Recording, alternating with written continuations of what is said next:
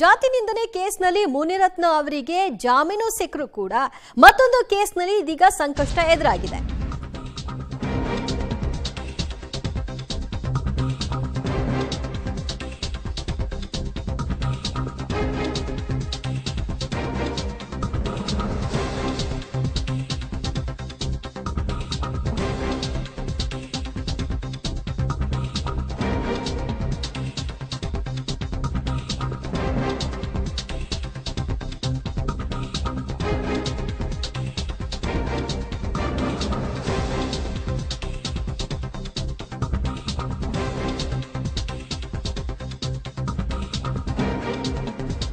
ಜಾತಿ ನಿಂದನೆ ಕೇಸ್ನಲ್ಲಿ ಮುನಿರತ್ನಗೆ ಜಾಮೀನು ಸಿಕ್ಕಿದೆ. ಆದರೆ ಮತ್ತೊಂದು ಕೇಸ್ನಲ್ಲಿ ಅವರಿಗೆ ಇದೀಗ ಸಂಕಷ್ಟ ಎದುರಾಗಿದೆ. ಅತ್ಯಾಚಾರ ಕೇಸ್ನಲ್ಲಿ ಬಂಧನಕ್ಕೆ ಒಳಪಡಿಸೋದಕ್ಕೆ ಪೊಲೀಸರು ಈಗಾಗಲೇ ತಯಾರಿಯನ್ನ ಮಾಡಿಕೊಂಡಿದ್ದಾರೆ.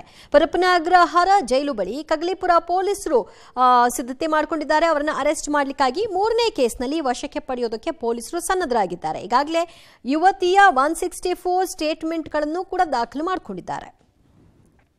ಈ ಬಗ್ಗೆ ಮತ್ತಷ್ಟು ಮಾಹಿತಿ ಪಡೆಯೋಣ ನಮ್ಮ ಪ್ರತಿನಿಧಿ ಅಂಬರೀಶ್ರಿಂದ. ಅಂಬರೀಶ್, ಸದ್ಯ ಪರಪ್ಪನಗ್ರಹಾರ ಮುಂಭಾಗ ಕಗ್ಲಿಪುರ ಪೊಲೀಸರು ಅರೆಸ್ಟ್ಗಾಗಿ ವೇಟ್ ಮಾಡ್ತಾ ಇದ್ದಾರೆ. ಇವತ್ತೇ ಅರೆಸ್ಟ್ ಮಾಡೋ ಸಾಧ್ಯತೆ ಇದೆಯಾ?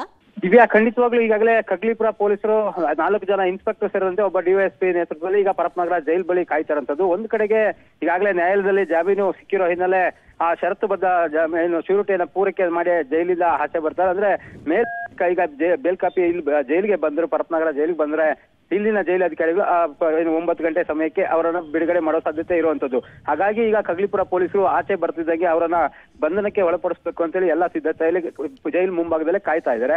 ಎಲ್ಲ ಒಂದ್ ಕಡೆಗೆ ಇವತ್ತು ಷರತ್ತುಬದ್ಧ ನ್ಯಾಯಾಲಯದ ಶ್ಯೂರಿಟಿಯನ್ನ ಪೂರೈಕೆ ಮಾಡೋದ್ರಲ್ಲಿ ತಡ ಆದ್ರೂ ಬೆಳಿಗ್ಗೆ ಆದ್ರೂ ಅವರನ್ನ ಅರೆಸ್ಟ್ ಮಾಡಬಹುದು. ಹಾಗಾಗಿ ಎಲ್ಲೋ ಒಂದ್ ಕಡೆಗೆ ಇವತ್ತೇ ಕರ್ಕೊಂಡು ಹೋಗ್ಬೇಕು ಅಂತೇಳಿ ಕಗ್ಲಿಪುರ ಪೊಲೀಸರು ಎಲ್ಲಾ ತಯಾರಿಯನ್ನ ಮಾಡ್ಕೊಂಡಿದ್ದಾರೆ. ಜೊತೆಗೆ ಇಲ್ಲಿಂದ ನೇರವಾಗಿ ಅಂದ್ರೆ ಅತ್ಯಾಚಾರ ಪ್ರಕರಣ ಸಂಬಂಧಪಟ್ಟಂಗೆ ಇಲ್ಲಿಂದ ನೇರವಾಗಿ ಅವರನ್ನ ಕಗ್ಲಿಪುರ ಪೊಲೀಸರಿಗೆ ಕರ್ಕೊಂಡೋಗಿ ನಂತರ ನ್ಯಾಯಾಧೀಶರ ಮುಂದೆ ಹಾಜರುಪಡಿಸುವ ಸಾಧ್ಯತೆ ಇರುವಂತದ್ದು.